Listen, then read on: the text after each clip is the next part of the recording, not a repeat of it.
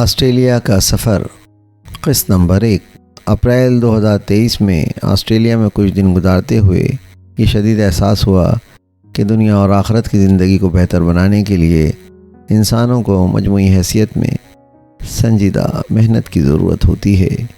نہ دنیا سنجیدہ محنت کے بغیر حسین ہو سکتی ہے اور نہ ہی آخرت۔ ایک دوسرے کا احساس ہی وہ محرک ہے جو اس دنیا کو انسانوں کے لیے جنت بنانے میں مدد فراہم کرتا ہے اور آخرت کی فلسفی کو تقویت دیتا ہے۔ آسٹریلیا میں ایسا ہی کچھ نظر آتا تھا۔ یہاں اکثریت دیانتداری سے محنت سے کام کرتی ہے۔ ایک دوسرے کا مختلف رنگ و نسل و مذہب کے باوجود احترام کی فضا ہے۔ مذہبی رواداری عام ہے۔ صاف ستھرے پرامن ماحول میں گرجے اور مساجد آمنے سامنے نظر آتے ہیں۔ عید کی نمازوں میں غیر مسلم پارلیمنٹیرین اور وزراء بھی شریک ہوتے ہیں۔ یہ سب کچھ ملٹی کلچر کو باہمی احترام کی نظر سے دیکھنے کی بنیاد پر ہوتا ہے۔ میری بھتیجی ڈے کیئر کے حوالے سے جس گھر میں جاتی ہے وہ ایک مسلم گھرانہ ہے۔ یہاں مختلف اقوام رنگ و نسل کے بچے آتے ہیں۔ ہماری بچی بھی وہاں 6 ماہ کی عمر سے جا رہی ہے، جہاں عائشہ آنٹی اس کی ماں کی طرح خیال کرتی ہیں۔ ماشاءاللہ وہ 3 سال کی ہو چکی ہے۔ خدا نے اسے غیر معمولی ذہانت سے نوازا ہے۔ اس کی فرمائش پر محترمہ عائشہ صاحبہ اور ان کی فیملی نے ہماری بہت ہی اچھی دعوت کی۔ اس دعوت کے دوران ان کے گھرانے سے تعارف ہوا، فیملی کے بچوں سے ملاقات ہوئی۔ بڑا بیٹا بہت اچھا لگا۔ وہ 5 سال کی عمر میں پاکستانی پنجاب سے آیا تھا۔ اب ماشاءاللہ یونیورسٹی کا طالب علم ہے۔ اپنے اخراجات کے لیے وہ گھر پر ہیئر کٹنگ کرتا ہے۔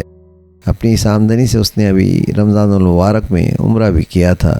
میں نے اس موقع پر ان کے والد سے پوچھا کہ آپ کا بچہ یہاں ہیئر کٹنگ کرتا ہے، کیا اسے علم ہے اگر وہ پاکستان میں ہوتا اور اسے اس کام کے سبب بہت سے لوگ رشتہ دینے سے انکار کر دیتے کہ وہ پیشے کے اعتبار سے حجام ہے؟ اس پر اس کے والد نے فرمایا کہ میں نے اسے بتایا تھا کہ ہیئر کٹنگ کرنے والوں کو پاکستان میں عزت کی نگاہ سے نہیں دیکھا جاتا۔ بہت سے لوگ ایسے لوگوں کو رشتہ دینے سے صرف اس بنیاد پر انکار کرتے ہیں کہ ان کی ذات اچھی نہیں۔ اسے یہ سن کر حیرت ہوئی، ایسا کیوں ہے؟ ایسے کیسے ہو سکتا ہے؟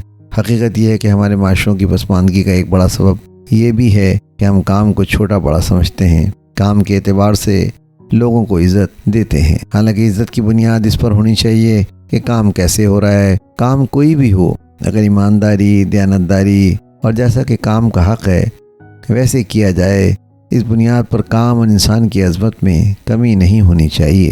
اس ملاقات کے دوران ایک صاحب سے ملاقات ہوئی۔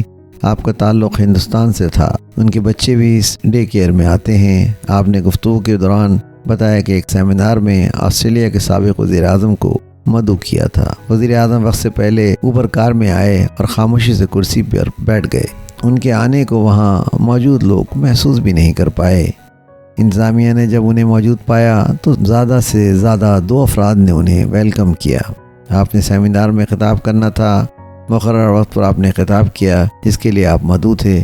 خطاب کے بعد آپ نے سفر چائے پارٹی میں شرکت کی اور مجلس سے رخصت ہو گئے۔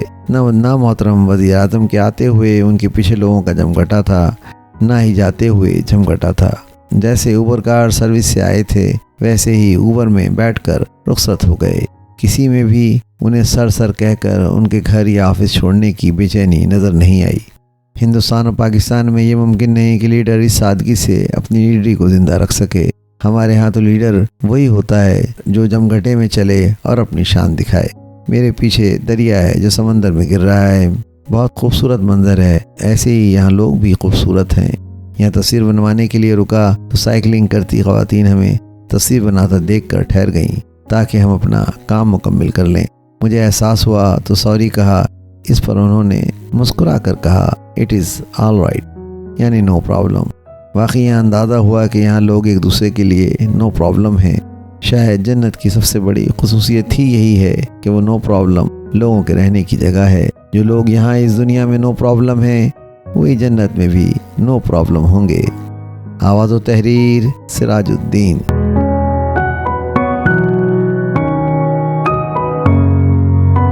ویڈیو پسند آئی ہے تو لائک کیجئے، سبسکرائب کیجئے تاکہ آپ کو میری نئی ویڈیو کا نوٹیفیکیشن بر وقت مل سکے۔ شکریہ۔